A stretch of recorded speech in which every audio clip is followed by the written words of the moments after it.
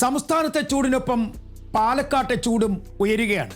പാലക്കാട്ടെ ചൂടിനൊപ്പം പാലക്കാട് നിയമസഭാ മണ്ഡലത്തിലെ തെരഞ്ഞെടുപ്പ് ചൂടും വർദ്ധിക്കുകയാണ്. മൂന്ന് മുന്നണികളും വിജയത്തിനപ്പുറം മറ്റൊന്നും തന്നെ പാലക്കാട് നിയമസഭാ മണ്ഡലത്തിൽ നിന്നും പ്രതീക്ഷിക്കുന്നില്ല. സെലിബ്രിറ്റികളുടെ മത്സരം എന്ന് വേണമെങ്കിൽ പാലക്കാട് നടക്കുന്ന മത്സരത്തെക്കുറിച്ച് പറയാം.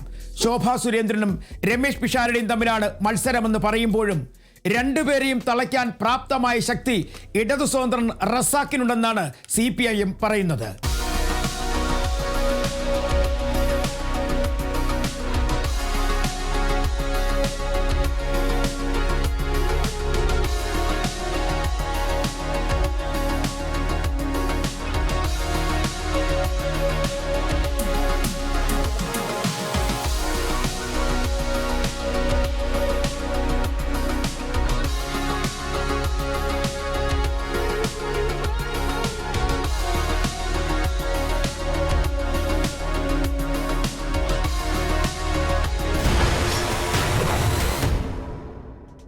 രണ്ടായിരത്തി 2011 മുതൽ 2021 വരെ 3 പ്രാവശ്യമാണ് ഷാഫി പറമ്പിൽ ഇവിടെ നിന്നും തിരഞ്ഞെടുക്കപ്പെട്ടത്.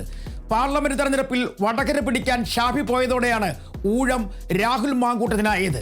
ഉപതെരഞ്ഞെടുപ്പിൽ 18,840 വോട്ടുകളുടെ ഭൂരിപക്ഷത്തോടു കൂടിയാണ് രാഹുൽ മാങ്കൂട്ടത്തിൽ നിയമസഭയിൽ എത്തിയത്. പക്ഷേ രാഹുൽ മാങ്കൂട്ടത്തിനെതിരെ ആരോപണങ്ങൾ ഉയർന്നതോടെ കോൺഗ്രസിൽ നിന്ന് പുറത്താക്കപ്പെട്ടുവെങ്കിലും രാഹുൽ മാങ്കൂട്ടത്തിൽ ഇപ്പോഴും പാലക്കാടിന്റെ MLA തന്നെയാണ്.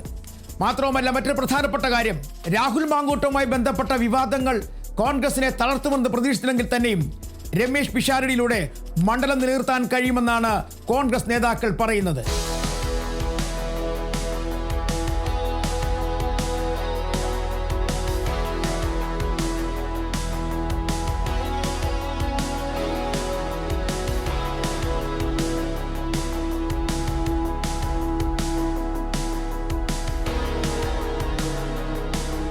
രണ്ടായിരത്തി 2016 2021 2024 ഉപതെരഞ്ഞെടുപ്പ് വിജയത്തിലും BJP തന്നെയായിരുന്നു രണ്ടാം സ്ഥാനത്ത്.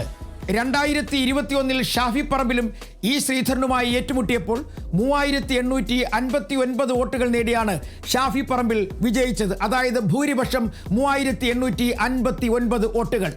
BJP ഏറ്റവും കൂടുതൽ വോട്ട് നേടിയതും 2021 50,220 വോട്ടുകൾ. ഇത്തവണ കോട്ട പിടിക്കും എന്ന വലിയ പ്രതീക്ഷയാണ് BJPക്കുള്ളത്.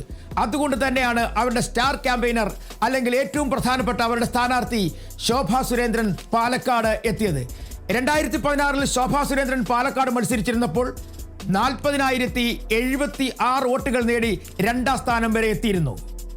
എന്നാൽ കഴിഞ്ഞ തദ്ദേശഭരണ സ്ഥാപനങ്ങളുടെ തെരഞ്ഞെടുപ്പിൽ കാര്യമായ നേട്ടം കൈവരിക്കാൻ BJPക്ക് കഴിഞ്ഞില്ല. പാലക്കാട് നഗരസഭയിൽ പ്രതീക്ഷിച്ച നേട്ടവും ഉണ്ടായില്ല. പാലക്കാട് നഗരസഭ NDA വിജയിച്ചെങ്കിലും കണ്ണാടി LDF നേടി, പിരായരി UDF നേടി, മാത്തൂർ LDF നേടി. അങ്ങനെ 3 പഞ്ചായത്തുകളിൽ 1 UDFനും 2 LDFനും അനുകൂലമായി. പാലക്കാട് നഗരസഭ NDAക്കൊപ്പം നിൽക്കുകയും ചെയ്തു. ഉപതെരഞ്ഞെടുപ്പിലെ, അതായത് 2024 ഉപതെരഞ്ഞെടുപ്പിലെ കണക്കനുസരിച്ച് കോൺഗ്രസിന് 44.27% വോട്ടുകളാണ് ലഭിച്ചത്. BJPക്ക് 28.63%, LDFന് 25.44%. കഴിഞ്ഞ പ്രാവശ്യം LDF സ്ഥാനാർത്ഥി P സരിൻ ആയിരുന്നു. അതായത് കോൺഗ്രസിൽ നിന്നും കഴിഞ്ഞ ഉപതെരഞ്ഞെടുപ്പിൽ കൂടുമാറി LDFനൊപ്പം ചേർന്നത് P സരിനായിരുന്നു. ആ P സരിനായിരുന്നു LDFന്റെ സ്വതന്ത്ര സ്ഥാനാർത്ഥിയായി കഴിഞ്ഞ പ്രാവശ്യം മത്സരിച്ചത്. ഈ പ്രാവശ്യവും മത്സരത്തിന് ചൂടേറും, വലിയ തരത്തിൽ ശക്തമായ മത്സരം നടക്കും എന്നുള്ള പ്രതീക്ഷയാണ് മൂന്ന് മുന്നണികളും പങ്കുവയ്ക്കുന്നത്.